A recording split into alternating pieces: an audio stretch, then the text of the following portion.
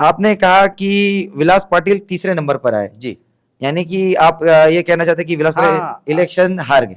हाँ, इलेक्शन हार गए और मेरा आपका कहना ये था कि 1 to 1 फाइट है दोनों। बराबर, मैं आज भी वही बात पर हूँ।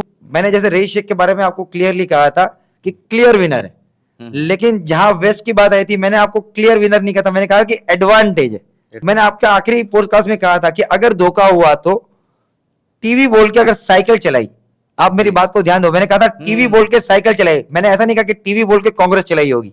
टीवी बोल के साइकिल चलाई होगी तो ही ये पॉसिबल हो सकता है, और आपने देखा होगा कि वही पॉसिबल हुआ था। विलास पाटिल को भिवंडी के कटई से लेके अंजूर फाटा तक हर बूथ पर उनको कुछ ना कुछ वोट मिल रहे हैं। बराबर, तो सर मैं आज भी वो बात पे कायम इस तरह से हुआ हो। एग्जैक्टली हुआ है। महेश चौगुले को इतना समर्थन दोनों कम्युनिटी से मिल रहा है, उसका रीजन भी मैंने आपको बताया था कि ग्राउंड से जुड़े लेता है, दोनों कम्युनिटी के लोगों से उनके अच्छे संबंध है।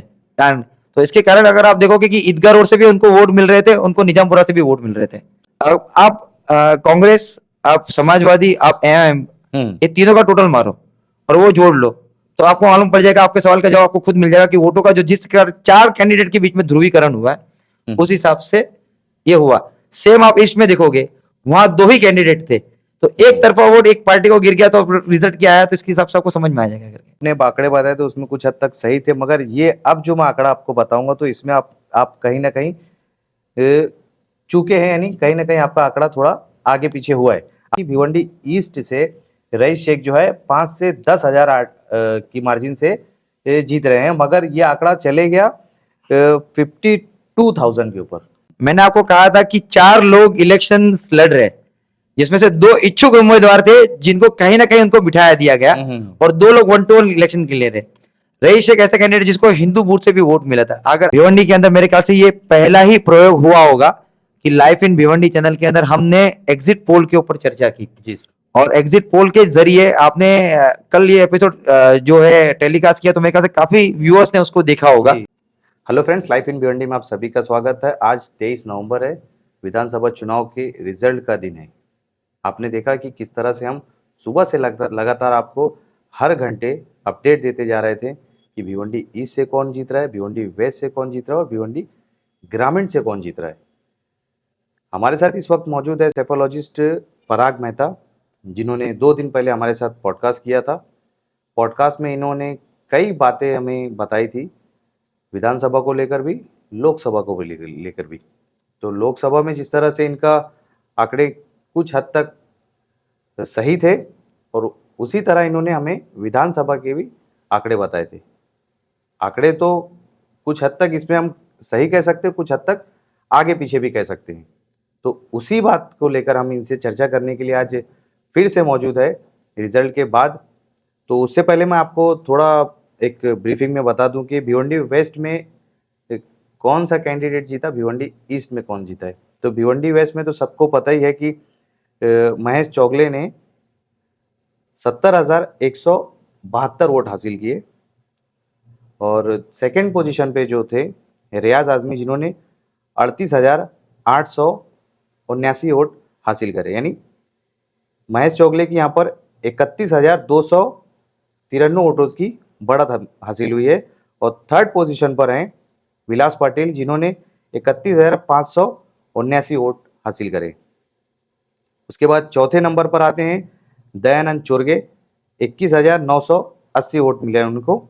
और पांचवें पोजीशन पर आए हैं वारिस पठान, जिन्हें 15,800 वोट मिले। तो इसी के साथ साथ मैं ईस्ट का भी थोड़ा आपको बता दूं। भिवंडी ईस्ट में रईस शेख ने 1,19,687 वोट हासिल करे हैं, और सेकंड पोजीशन पे संतोष शेट्टी ने 67,672 वोट हासिल करे, यानी यहाँ पर रईस शेख ने 52,015 वोटों की बढ़त हासिल करी है। तीसरे पे मनोज गुलवी है, जो 1,003 वोट पाए हैं। और चलिए हम आते हैं अब पराग मेहता के पास। सर, जिस तरह से आपने हमारे पॉडकास्ट में आंकड़े बताए थे, वो कुछ हद तक तो आंकड़े हमें सही दिखे, मगर उसमें कई आंकड़े जो है एकदम सर के ऊपर से, यानी चौंका देने वाले थे। तो ऐसा क्या हुआ जो विलास पाटिल जो है थर्ड पोजीशन पे आ गए, और रियाज आजमी जो है सेकंड पोजीशन पे, और महेश चौगले फर्स्ट पोजीशन पे आ गए? सबसे पहले तो मैं धन्यवाद कहूंगा लाइफ एंड भिवंडी की टीम का कि फिर से आपने मुझे मौका दिया यहाँ पे अपने एनालिस्ट को रखने का। जी तो सर आपका बहुत बहुत धन्यवाद। अ, आपने भिवंडी वेस्ट की बात की। हम पहले एग्जिट पोल हमने क्या किया था ना, उसके आंकड़ों पे थोड़ा सा बात करते हैं, जी। फिर आप और जनता डिसाइड करे कि ये कितना आगे पीछे था करके। सबसे पहले जब हमने महाराष्ट्र में कहा था तो सबसे पहले मैंने कहा था कि यहाँ पे महायुति की सरकार क्लियर बन रही है करके, वो तो जो कि राइट जा रहा क्लियर बन रही है करके यहाँ जी। पे। और जब भी आपने पूछा था मुझसे कि सेफोलॉजी क्या होती है, हम्म, तो मैंने कहा था कि सेफोलॉजी जो होती है कि जितने भी 288 सीटों के ऊपर जो टोटल वोट होते हैं हम्म, उसके ऊपर से हम एक सैंपल साइज कुछ हजारों में निकालते हैं, और कुछ हजारों में सैंपल साइज निकालने के बाद में सबसे पहले हम वोट परसेंटेज निकालते हैं, जी फिर वोट परसेंटेज के ऊपर हम सीटों का आकलन करते हैं। तो मैंने आपको कहा था कि यहाँ पे महायुति जो है ये नियर अबाउट 47% के आसपास में वोट शेयर ले रही है, जो तकरीबन ऑन डॉट है 47 के आसपास में वो वोट शेयर ले रही है। जी वो तो आप और महाविकास आघाड़ी है वो 38%, मैंने कहा था वो 37 ले रही है करके। जी और इंडिविजुअल वोट शेयर्स की अगर बात करें तो बीजेपी को मैंने कहा था कि यहाँ पर वो 28 वोट शेयर लेगी, जो कि 27 ले रही है। जी शिवसेना शिंदेगढ़ जो थे वो 12% लेगी, यहाँ पर वो 12.5% ले रही है। जी। मैंने कहा था एनसीपी अजित पवार गट है वो 10% लेगी, लेकिन यहाँ पर वो 9.25% ले रही है। जी उसी हिसाब से अगर हम कांग्रेस की बात करें तो मैंने कहा था कि यहाँ पे वो 12% ले रही है, लेकिन यहाँ पर एग्जिट वो 13.5% ले रही है। जी उद्धव बाला साहब ठाकरे गट को मैंने 10% दिए थे, जबकि वो ले रहे हैं 11%। और उसके साथ में शरद पवार गट को मैंने 11% दिया था, लेकिन यहाँ पर वो 10.5% ले रहे हैं। तो आप इसके ऊपर से आप अंदाजा लगा लो कि आंकड़े कितने सटीक थे, काफी आजू बाजू में थे। अब मैं आपका सवाल पे मैं आता हूँ जी कि बरोबर आपने कहा था कि सीटों के आकलन की होते। हम्म, देखिए क्या होता है कि बहुत सी सीटें जो होती है ना वो छोटे मार्जिन से आगे पीछे हो जाती है। जी अभी मिसाल के तौर पे अगर मैं आपको अगर बात कहूंगा कि भिवंडी वेस्ट के अंदर हम बात करते यहाँ पर, तो वेस्ट के अंदर आपने देखा था कि जो मुकाबला था वो 1-1 था, 1-1 था हाँ बरोबर लेकिन मैंने आपको कहा था कि 1-1 जो फाइट है महेश चौगुले वर्सेस विलास पाटिल के बीच में, और बाकी जो अलायंस है वो उनको रोकने के लिए करके, ऐसा जी। कहा था मैंने। तो अगर आप आंकड़ों को देखोगे तो मैं सबसे पहले तो महेश चौगुले जी को धन्यवाद कहूंगा, थर्ड टाइम यहाँ पे एमएलए बने हुए। और मेरे ख्याल से एक इतिहास है कि भिवंडी में पहली बार कोई तीसरी बार जो यहाँ पर एमएलए बनने जा रहा है, वो भी इतनी बड़ी लीड के साथ में। तो डेफिनेटली धन्यवाद करेंगे कि मुबारकबाद देंगे धन्यवाद, मुबारकबाद सब कुछ है, सॉरी मुबारकबाद है, माफ कीजिएगा, जी मुबारकबाद है उनको। और आगे उनकी जो करियर के लिए उनको शुभकामनाएं जी देते हैं। जी आते हैं आपके सवाल के ऊपर। आपने कहा कि विलास पाटिल तीसरे नंबर पर आए, जी यानी कि आप ये कहना चाहते हैं कि विलास हाँ, पाटिल इलेक्शन हार गए। हाँ इलेक्शन हार गए, और मेरा आपका कहना ये था कि 1-1 फाइट है दोनों में। बराबर, मैं आज भी वही बात पर हूं कि फाइट जो थी 1-1 ही थी। अगर आप वो पॉडकास्ट अगर देखोगे तो मैंने उसमें कहा था कि अगर धोखा अगर हुआ, देखिए मैंने जैसे रईस शेख के बारे में आपको क्लियरली कहा था कि क्लियर विनर है, लेकिन जहां वेस्ट की बात आई थी मैंने आपको क्लियर विनर नहीं कहा था, मैंने कहा कि एडवांटेज है, एडवांटेज, क्योंकि जो वोट शेयर्स जो आ रहे थे वो इतने डाइसी थे ना कि उसको जज करना बहुत ही मुश्किल था करके। फिर भी हम कट जोड़ करके एरर ऑफ मार्जिन निकाल के अगर किसी को एडवांटेज देने की कोशिश करें तो वो विलास सर की तरफ था। वो भी इसके लिए था कि जब एग्जिट पोल के लिए जब बूथ के बाहर जाते तो जिस हिसाब से ओपिनियन मिलते वो क्लियरली नहीं मिल रहे थे। वहां ऐसा दिख रहा था कि टीवी जो है वो ज्यादा दिख रहा था, खास करके माइनॉरिटीज बूथ के ऊपर। तो मैंने आपके आखिरी पॉडकास्ट में कहा था कि अगर धोखा हुआ तो टीवी बोल के अगर साइकिल चलाई, आप मेरी बात को ध्यान दो, मैंने कहा था टीवी बोल के साइकिल चलाई, मैंने ऐसा नहीं कहा कि टीवी बोल के कांग्रेस चलाई होगी, टीवी बोल के साइकिल चलाई होगी तो ही ये पॉसिबल हो सकता है। और आपने देखा होगा कि वही पॉसिबल हुआ था। कहीं पे भी समाजवादी पार्टी की ऐसी लहर नहीं दिख रही थी कि अगर वो इतने ज्यादा वोट ले जाएंगे 37,000 के आसपास में। तो कहीं ना कहीं ऐसा हुआ है कि मतदार जो थे, हाँ टीवी को देख के अंदर साइकिल चल चुकी है। और कहीं ना कहीं जैसे आपके एंकर ने मुझसे सवाल कहा था कि क्या ये कम्युनल बेस पे इलेक्शन जा रहा है, तो दोनों तरफा वही हो गया था।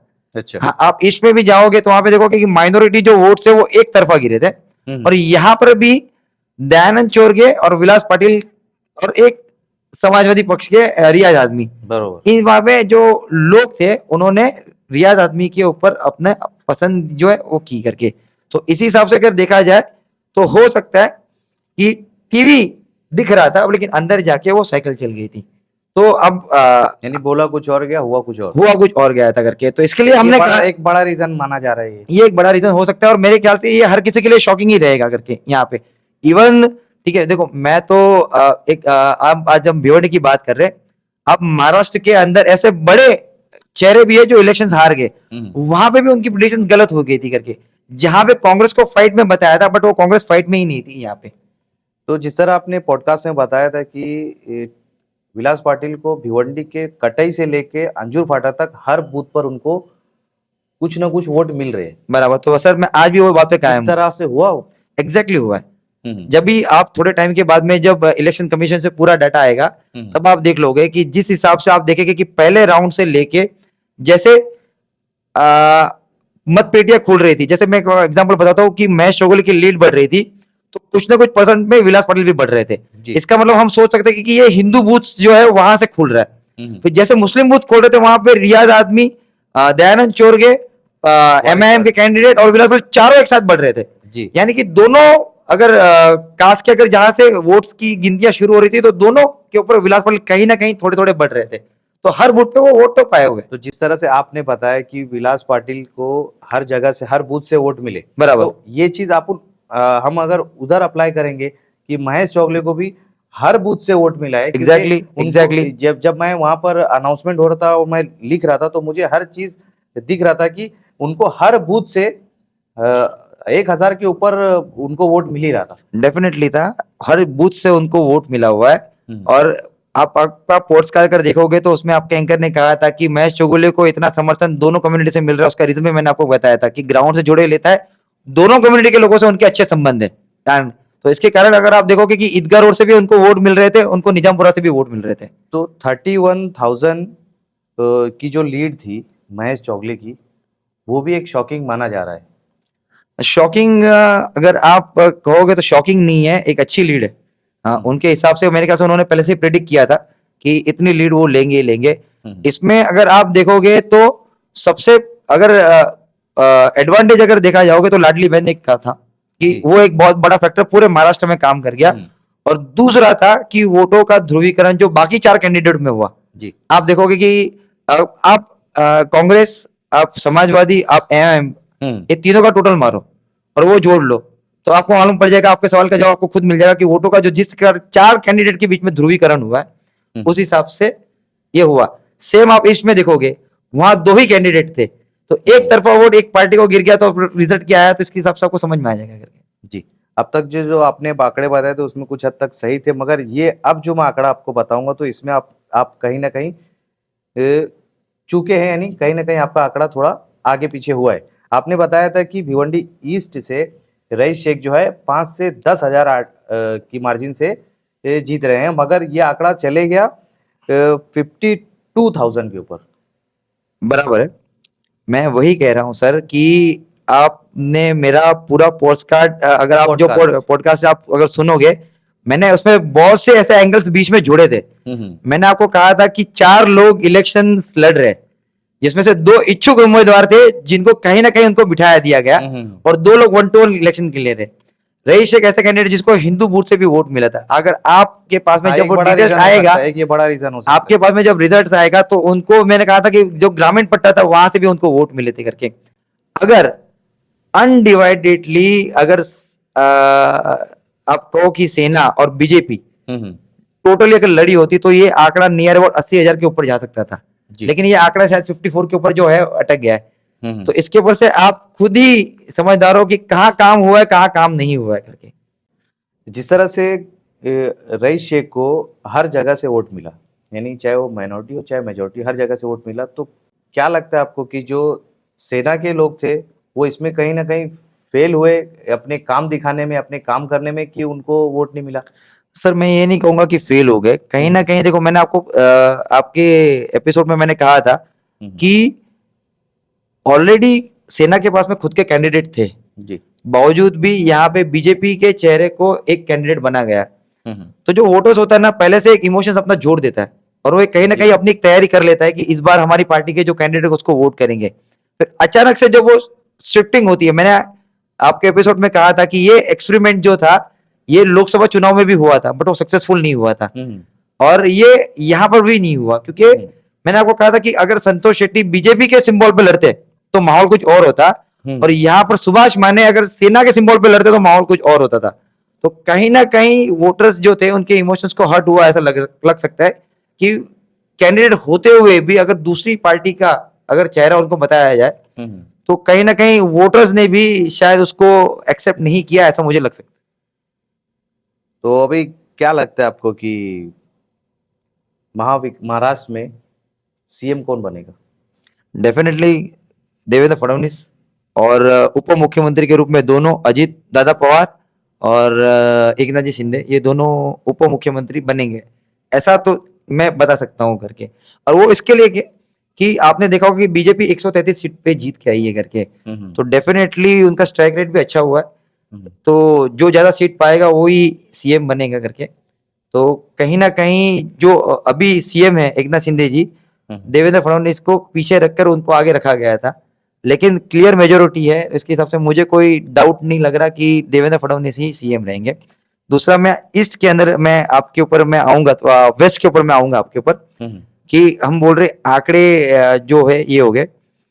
आपने देखा होगा कि महायुति को इतना बड़ा जनादेश मिलेगा ये किसी ने सोचा नहीं था जी। ये आप देखोगे कि लोकसभा के अंदर जिस हिसाब से महाविकास आघाड़ी ने एकदम स्वीप किया था, उसका ऑपोजिट ये महायुति ने कर दिया। ये ऐसा माहौल था ना कि इंडिपेंडेंट कैंडिडेट की डिपॉजिट भी जब्त हो जाती है यहाँ पर। तो अगर आप यहाँ पर देखोगे कि मैंने आपको पहले ही कहा था कि जीत हार जो होगी वो बात की बात है। नहीं, बीजेपी के कैंडिडेट महेश जी ने अच्छा शानदार चुनाव जीता, अच्छा मतलब उन्होंने अपना रणनीति अच्छी थी, उनकी लीड भी अच्छी थी, बट एक इंडिपेंडेंट कैंडिडेट के रूप में एक समझो ना कि 4 तारीख के बाद में 5 तारीख को उनको विलास पाटिल जी को जो है सिंबल अलॉट होता है, और 5 के बाद में उनकी तैयारियां शुरू होती है। मैं खुद इलेक्शन मैनेजमेंट देखता हूं करके, और बहुत से चुनाव मैंने कराया है, तो मैं समझ सकता हूं कि एक इंडिपेंडेंट कैंडिडेट होते तो उनको जैसे प्रचार साहित्य होते, जैसे टोपी हो गया, दिन मिला उनको सिर्फ। टोपी हो गया, गमछा हो गया, ये अपना ये मतलब झंडे हो गए, ये यही एक पर्याप्त मात्रा में ऑर्डर देकर उनको मंगा के लोगों तक पहुंचाना, ये एक बहुत बड़ा चैलेंज होता है। लेकिन उन्होंने अपने चिन्हों को पहुंचा के इस तरह से चुनाव कि अगर आप देखोगे कि 181,000 अगर वोट हुए तो उसके अगर 16 वोट किसी कैंडिडेट को मिलते तो उसकी डिपॉजिट जो है जब्त नहीं होती, और उसके नीचे के कैंडिडेट जो भी रहते हैं उनकी डिपॉजिट जब्त होती है। उनको कांग्रेस की टिकट मिलने वाली थी, कांग्रेस की टिकट उनकी काट दी गई, कांग्रेस के कैंडिडेट को मिला 21,980। यानी कि जो कांग्रेस का कैंडिडेट है उसकी डिपॉजिट जब्त होने जा रही है, और विलास पाटिल एक इंडिपेंडेंट कैंडिडेट होके अपनी जमानत बचा के, यानी जितनी लीड मिल रही है विनिंग कैंडिडेट को, जितनी लीड मिल रही है उतना उनको वोट मिल रहा है, तो ये अपने आप में एक बहुत बड़ी बात है। तो डेफिनेटली इलेक्शन अच्छा, देखो हार जीत होती है, इलेक्शन जीत महेश चोगले जी जीत गए, बीजेपी जीत गए, अच्छी बात है, बट एक इंडिपेंडेंट कैंडिडेट के लिए 32,000 वोट लेना और अपनी डिपॉजिट बचाना ये एक छोटी बात नहीं है, और इसकी नोंद कहीं ना कहीं पूरे महाराष्ट्र ने ली होगी, और डेफिनेटली आपको कुछ दिन में जो न्यूज के जरिए आपको मिलेगी करके। यहाँ पे जिस तरह से आपने शुरुआत में बताया कि टीवी बोलकर साइकिल चलाई गई, तो ये एक बड़ी वजह हो सकती है। डेफिनेटली हो सकती है। इसके अलावा और क्या वजह हो सकती है जो टीवी 3rd पोजीशन पर आ गई? नहीं, यही है कि सबसे बड़ी वजह यही है। सबसे बड़ी वजह यही है कि देखो विलास पाटिल जी को सबसे ज्यादा जो उम्मीदें थी वो माइनॉरिटी वोट्स के ऊपर ही थी यहाँ पे, क्योंकि उन्होंने अपना जो कैंपेन था वो उसी तरह से रन किया था कि वो आगे जाके महाविकास आघाड़ी के अंदर ही जाएंगे करके, और कांग्रेस की ही रहेंगे करके। तो उस हिसाब से टारगेटेड जो उनकी वोट बैंक थी ना, उसके अंदर वो डिवाइडेशन हो गया, तो इसी कारण रह गए, और महेश चोगले अपने हिंदू वोट बचाने में कामयाब रह गए। अच्छा, ये एक रीजन हो सकता है करके यहाँ पे। जिस तरह से कांग्रेस पार्टी को एकदम यानी उनको गिनती में नहीं लिया जा रहा था कि वो आएंगे इतना वोट लाएंगे उतना वोट लाएंगे, मगर फिलहाल जब हम 20,980 वोट देखते हैं तो एक जनता के लिए भी एक वो होता है क्या 21,980 वोट। सोहेल भाई, मैं अभी भी कहता हूँ वो गिनती में ही नहीं है। जो नेशनलिस्ट पार्टी के कैंडिडेट है, नेशनलिस्ट पार्टी का कैंडिडेट का अगर डिपॉजिट जब्त होने की बात आ जाती है और आप उसको बोलते हो कि इतने वोट, कि एक वैलिड वोट के वो 16% भी वोट नहीं ले पाते। तो मैंने उस दिन भी कहा था कि वो गिनती में नहीं थे और अभी भी गिनती में नहीं है सर वहां पे, अभी कि एक नेशनलिस्ट पार्टी के कैंडिडेट की डिपॉजिट जब्त हो जाती है, तो उससे बड़ी बात और कोई नहीं हो जाती। तो इस पे कांग्रेस पार्टी को आकलन करना चाहिए कि सीट का जब बंटवारा हो रहा था तो कहीं ना कहीं उनसे चूक हो गई करके, कि हाथ की सीट उन्होंने खिला दी।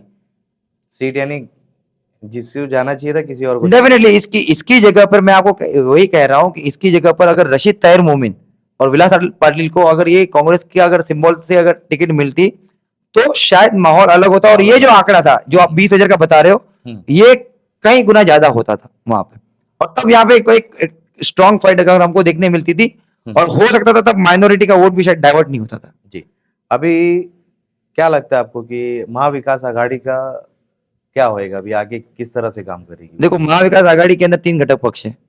एक कांग्रेस है जो नेशनलिस्ट पार्टी, और नेशनलिस्ट पार्टी कभी कोई खत्म नहीं होती यहाँ पे, कहीं ना कहीं उसकी वोट बैंक रहती है, उनकी विचारधारा रहती है, तो उनका तो ऐसा कुछ बोल नहीं सकते। लेकिन हाँ, जो सबसे ज्यादा टेंशन वाली बात होगी वो यूबीटी के जो लोग हैं उनके लिए हो जाएगी, क्योंकि उनकी सीटें भी अगर कम जो आई। सीटें है जो सिर्फ 20 आई हुई करके, और हर किसी को जो है गवर्नमेंट में रहने का ही शौक रहता है, अब 5 साल में विपक्ष में बैठना तो कार्यकर्ताओं के लिए भी एक बहुत बड़ा चैलेंज हो जाता है, और जो जीत के आए हुए उनको विपक्ष में बैठना, इस बात की आप गारंटी नहीं ले सकते कि ये जो 20 भी है ये आगे जाके छोड़ के शायद शिंदे गठ में मिल सकते करके यहाँ पे, पॉसिबल हो तो सकता है। पॉसिबल हो सकता है। अब इसका फैसला जो सबसे बड़ा फैसला होगा, जो ये अगर हम बोलते हैं कि फाइनल जो था वो लोकसभा था, सेमीफाइनल था वो विधानसभा था, अब जो यूनिट टेस्ट हम बोल सकते हैं वो मुंबई महापालिका का होगा। तो मुंबई महापालिकाओं के अंदर देखने लायक होगा कि यूबीटी जो है, ये उद्धव बाला साहब ठाकरे की जो सेना है, जो हमेशा से महापालिका पे उनका प्रभाव रहा है, जी। वहां वो कैसा प्रदर्शन करती है, उसके ऊपर उनके आगे का जो फ्यूचर है वो डिसाइड होगा। बाकी शरद पवार जी का तो बोलने था, क्योंकि आप देखोगे कि अजीत पवार अगर 41 सीट लेके जा सकते हैं तो पूरी की पूरी कमांड जो है उन्होंने ले ली, और उनका एज फैक्टर को देख के लग सकता है कि शायद आगे एनसीपी जो है वो अजीत पवार जी है वो लीड करेंगे, और जो बचे कुछ लोग हैं उनके स्ट्रॉन्ग चांसेस है कि वो आगे जाके शिंदे गठ में और अजीत पवार गठ में वो मिक्सअप हो सकते हैं करके, ऐसा चांसेस लग सकते हैं करके। और यानी- कहीं ना कहीं आपने जो बात की थी, हम्म। हाँ से आप अपना सवाल कंप्लीट कीजिए, तो फिर मैं उसमें अपना एक और बात जोड़ूंगा कि ये तो बात थी, हम स्टेट लेवल की बात करते हैं। देखिए, ये भिवंडी कांग्रेस को एक बहुत बड़ी सोचने वाली बात हो जाएगी। भिवंडी कांग्रेस के अंदर लोकसभा के अंदर दावा उन्होंने किया था, लेकिन ये सीट जाती है राष्ट्रवादी को, जी, और राष्ट्रवादी के जो कैंडिडेट थे, जो जीत के खासदार, वो समाजवादी पार्टी का प्रचार कर रहे थे वहां जी। पे। तो ना कांग्रेस को लोकसभा में फुटेज मिला, विधानसभा में भी उनको सीट नहीं मिली। तो अगर आज पूरे पट्टे में अगर आप देखोगे, कोंकण बेल्ट में देखोगे, तो कांग्रेस जो है वो साफ होती हुई दिख रही है। सुपर और टॉप है। भिवंडी के अंदर जिनके 47 नगर सेवक होते हुए भी अगर एक उनका ना आमदार आना, ना ही उनके खासदार, तो आगे के लिए उनके लिए बहुत बड़ा चिंता चैलेंज हो जाएगा है। करके। तो कहीं ना कहीं कांग्रेस को उसका अस्तित्व जो है वो बचाने के लिए वो उनको स्ट्रगल करना पड़ सकता है वहां पे। महापालिका में क्या लगता है आपको कि समाजवादी का क्या रोल रहेगा जब महापालिका का इलेक्शन आएगा? तो क्योंकि अभी अब आगे वही इलेक्शन बचा हुआ है। देखिए, हर पार्टी के मुद्दे जो होते हैं, चुनाव दो चुनाव अलग अलग होते हैं। लोकसभा में मुद्दा संविधान बचाओ का था। नहीं, मैं ये सवाल नहीं, इसके नहीं, लिए कर मैं रहा हूँ, आप- मैं ये सवाल इसके लिए करूँ कि रईस शेख की जो अच्छी खासी लीड आई है हम्म, और उनके साथ जो लोग घूम रहे हैं हम्म, वो भी इसी चीज के उत्सुक है। हाँ, मैं वही कह रहा हूँ हम्म। कि जब लोकसभा का चुनाव हुआ था तो संविधान बचाओ फैक्टर चल गया था, विधानसभा का चुनाव है वहां लाडली बहन चल गया। जी। तो जब महापालिका के चुनाव आएंगे तो यहाँ के लोकल मुद्दे भी रहेंगे, लेकिन इस बार कांग्रेस को स्ट्रॉन्ग फाइट मिल सकती है समाजवादी के साथ में, अगर इनकी अलायंस नहीं होती है तो। जी। अगर इनकी अलायंस होती है तो समाजवादी पार्टी का बार्गेनिंग पावर जो है वो बढ़ जाएगा, वो बार्गेन ज्यादा कर सकते हैं, खास करके पूर्व की साइड के जो है वहां पर वो बार्गेन ज्यादा कर सकते हैं। और यहाँ पर उन्होंने अगर 38,000 वोट लिए हुए तो डेफिनेटली यहाँ पे 7 से 8 नगर सेवक उनके चुन के आने की क्षमता वो रखते हैं। तो डेफिनेटली ऑन टेबल जब वो बार्गेनिंग के लिए बैठेंगे तो अपना पल्ला भारी रखेंगे, और अगर निगोशिएशन नहीं जमा तो डेफिनेटली अपना कैंडिडेट सामने खड़े कर सकते। तो कहीं ना कहीं वापस जो महायुति के कैंडिडेट है वो उनको बेनिफिट मिलेगा उसका। तो एक जिस तरह से 2017 के इलेक्शन में ये कांग्रेस को 47 सीटें आई थी। इस बार क्या लगता है कि कांग्रेस को उतनी सीट मिलेगी कि समाजवादी के लोग ज्यादा आएंगे?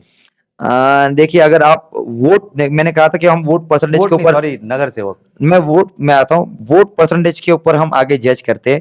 हम्म। अगर आप 20,000 वोट अगर इनको आते हैं करके यहाँ पे, तो आप उनका वोट परसेंटेज काउंट कर लो, तो वो वोट परसेंटेज के ऊपर वो कितने नगर सेवक चुन के ला सकते हैं करके। और यहाँ समाजवादी पार्टी जो इतने बड़े मार्जिन से जीत के आई है करके, तो डेफिनेटली वो मोमेंटम तो बरकरार रहेगा। और मुझे नहीं लगता कि ज्यादा से ज्यादा 5 या 6 महीने टाइम रहेगा इस चुनाव को लेके। ज्यादा ज्यादा हम एक्सपेक्ट कर सकते हैं कि फरवरी के अंदर अंदर शायद मुंबई महापालिका का चुनाव हो जाएगा और अप्रैल के अंदर जो है वो कॉर्पोरेशन के चुनाव हो जाएंगे।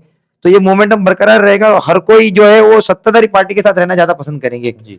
तो डेफिनेटली वोट शेयर के हिसाब से अगर देखेंगे और उसको सीटों में कन्वर्ट करेंगे, तो कांग्रेस के लिए इतने नगर सेवक चुन के लेके आना एक बहुत बड़ी, 47 लाए थे। हाँ हाँ, एक हो सकता है कि अगर इस हार से उन्होंने आत्ममंथन किया, जैसे ही विलास सर कहते थे कि एक बाहर का कैंडिडेट लेके आए, तो यहाँ पे कांग्रेस पार्टी की जो वोट बैंक है वो बिखर गई थी करके। और मैंने आपके एपिसोड में भी कहा था कि कांग्रेस की जो कोर वोट बैंक है वो बिखरी हुई नजर आई।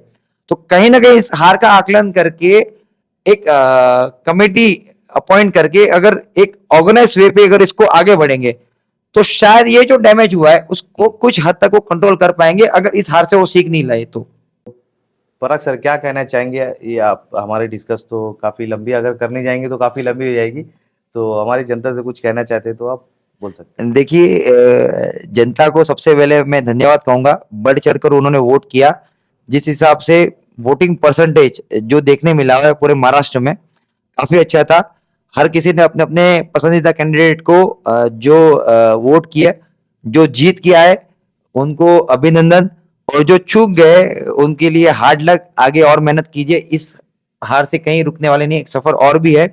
दूसरा, भिवंडी के अंदर मेरे ख्याल से ये पहला ही प्रयोग हुआ होगा कि लाइफ इन भिवंडी चैनल के अंदर हमने एग्जिट पोल के ऊपर चर्चा की। जी सर। और एग्जिट पोल के जरिए आपने कल ये एपिसोड जो है टेलीकास्ट किया, तो मेरे ख्याल से काफी व्यूअर्स ने उसको देखा होगा। अच्छा, तो ये आगे ऐसे ही इस इंक्रीमेंट बढ़ती रहे। देखिए, एग्जिट पोल होते हैं वो कभी फेल भी होते, कभी सटी भी होते हैं। आपका आखिरी, अगर मैं इसका सवाल को कंक्लूड करूंगा कि ये एग्जिट पोल को अगर मैं नंबर्स का अगर देखा जाऊंगा, तो आप ही देखोगे कि 75% के ऊपर का स्ट्राइक रेट इसका भी रहा है। जितना हमने कहा था कि महाराष्ट्र में सरकार किसकी बनेगी वो सही निकला। मैंने देखा वो, मैंने कहा था जिस पार्टी को कितने वोट शेयर मिलेंगे उतना भी रहा है। मैंने कहा था रईस शेख जीत रहे, वो भी जीता। हाँ, उनका वोट मार्जिन बढ़ गया। बढ़ने के रीजन भी मैंने आपको कहा था कि संगठित होकर अगर चुनाव लड़ा जाता तो शायद ये रिजल्ट कुछ और होता। बट डेफिनेटली कहीं ना कहीं जो नेता थे वो अलग अलग डायरेक्शन में दिख रहे थे, तो उसी हिसाब से ये रिजल्ट आपको मिला। लेकिन मैंने कहा था रईस शेख जीत रहे क्लियरली, रईस शेख जीते। मैंने कहा था वेस्ट का जो रिजल्ट है वो काफी डाइसी है, यहाँ क्लियर नहीं मालूम पड़ता, लेकिन एडवांटेज है वो शायद विलास सर को मिल सकता है। और धोखा भी कभी होगा कि टीवी बोल के अगर साइकिल चलेगी, मैंने साइकिल कहा था, मैंने कांग्रेस नहीं कहा था, तो हम कह सकते कि 75% के आसपास जो है स्ट्राइक रेट है, स्ट्राइक रेट रहा है। 25% जो है डेफिनेटली आगे हम और उस पर मेहनत करेंगे और लोगों के ओपिनियन को और गहराई से जज करने की कोशिश करेंगे।